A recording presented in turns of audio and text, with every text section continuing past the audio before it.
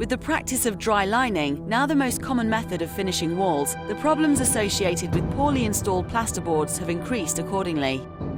Oversized holes for the accessory boxes, holes in the wrong place, and boxes at the incorrect depth. All of these factors resulting in poorly fitted accessories that require filling. These days, with ever more stringent building regs and clients demanding superior quality wall finishes, this problem has to be addressed.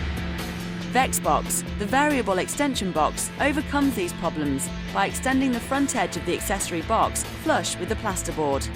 This allows the plaster to form a solid barrier around the box. Traditional extension boxes could be used, but this is rarely the case. Vex Box's unique design enables you to create up to 12 different extension boxes from just one template, single or twin profile, varying from 4mm of extension up to 35mm of extension. Vex Box is primarily designed for use with standard 25mm deep electrical accessory boxes. To form an extension box, first of all detach the depth gauge and insert it into the back of the box. Break off the depth gauge so that it finishes flush with the surface of the plasterboard. Now that we have determined the level of extension required, using a knife, run the blade down the template, using the groove as a guide to achieve a nice straight line and release the excess from the main body.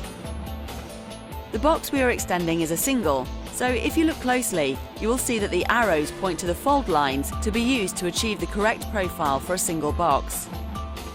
As the single box has a smaller perimeter than a twin box, the first thing to do is break off the excess, as indicated by the recycle arrow. Once the excess has been removed, follow the arrows and fold accordingly to achieve a single profile. We'll do the same again for the twin box.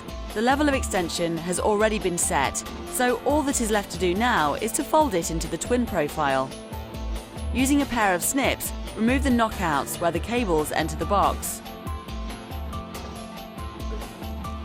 Now that the boxes have been extended, they are ready for plastering. Now that the wall has been plastered, we can see that the plaster has formed a seal all the way around and up to the edge of the box. Especially important where accessories such as grid systems are being used.